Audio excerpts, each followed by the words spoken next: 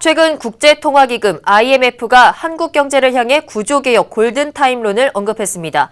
최근에 한국 경제가 회복세를 보이고 있지만 이럴 때일수록 구조개혁에 나서야 한다는 건데요. 관련해서 이데일리 김정남 기자와 자세히 얘기 나눠보겠습니다. 안녕하십니까? 네, 안녕하세요.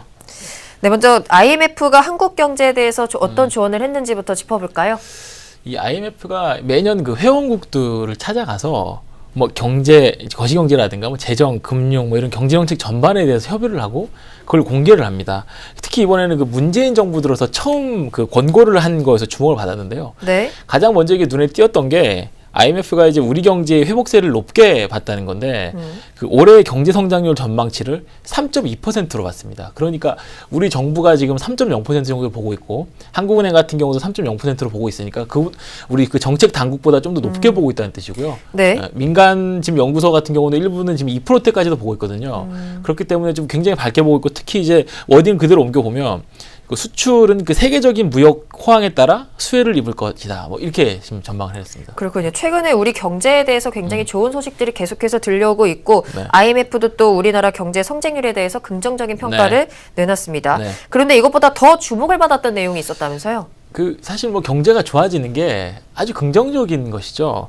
그런데 그것보다 더 주목을 받았던 게 사실상 IMF의 의중도 여기에 방점을 찍혀 있었는데 그 이렇게 경제가 괜찮을 때 좋을 때를 이용해서 이제 구조 개혁을 해야 된다는 조언이었는데 네.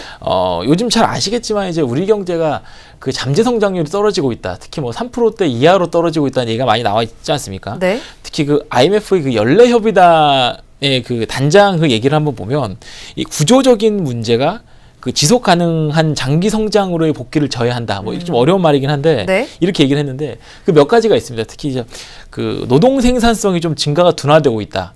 특히 이제 고령화가 좀 가팔라지고 있다. 그다음에 사회 안전망이 좀 충분치가 않다. 그 노동 시장이 이중 구조가 돼 있다. 뭐 이런 지적이었는데요. 네. 특히 그 노동 생산성이 낮다는 점을 좀 주목할 만할 것 같습니다. 이게 사실 말은 좀 어려운데 실제로 보면 전혀 어려운 말은 아닙니다. 쉽게 말해서 이제 창업을 할 때 저희가 뭐 혁신가형이라든가 뭐 기업가형 뭐 이런 형태가 있고 뭐 어쩔 수 없이 하는 걸 어떤 그 레드오션에 들어가는 생계형이 있지 않습니까? 네. 그런데 최근 들어서 이제 우리나라 자영업 지도를 보면 생계형 창업이 워낙 많기 때문에 자연스럽게 그 생산성 자체는 떨어지게 되는 거고요.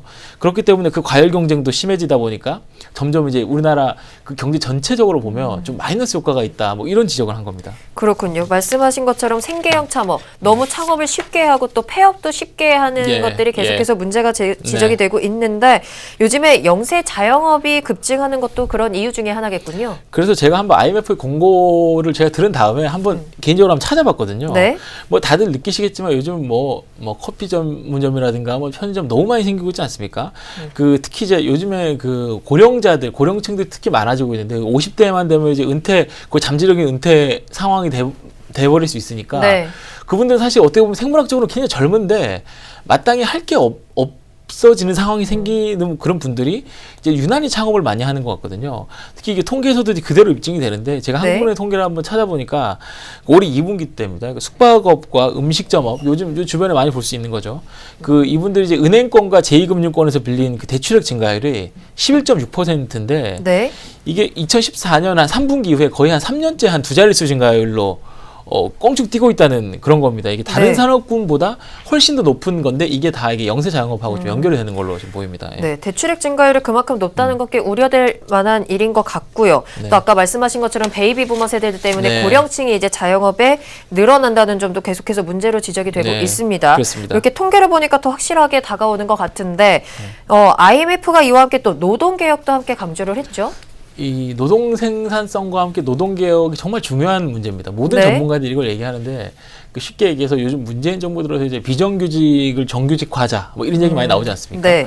그런데 이게 뭐 비정규직이 그 혜택을 받지 못했던 걸 정규직만큼 혜택을 주게 하면서 기존의 정규직에 계신 분들이 그만큼의 혜택을 그대로 유지하는 거는 사실 쉽지가 않습니다. 그런 유토피아 같은 경제는 사실상 없다고 봐도 그렇죠. 되고요. 네. 그렇기 때문에 비정규직이 그만큼 혜택을 받는 그만큼 정규직의 뭐 고용의 과부라든가 예를 들어 뭐 복지후생 복지나 이런 것들이 좀 더 좋다든가 이런 걸 조금 더 내려놓는 그런 식의 작업이 필요하거든요. 네. 그런데 이게 사실 쉽지는 않죠. 요즘 귀족노조 말하지만 그분들의 뭐 철밥통이라는 얘기도 많이 하고 이걸 깨는 게 사실 쉽지가 않은데 이게 IMF가 한 얘기가 뭐냐면 이 노동시장의 경직성을 완화할 수 있는 구조개혁 정책이 꼭 수반돼야 된다.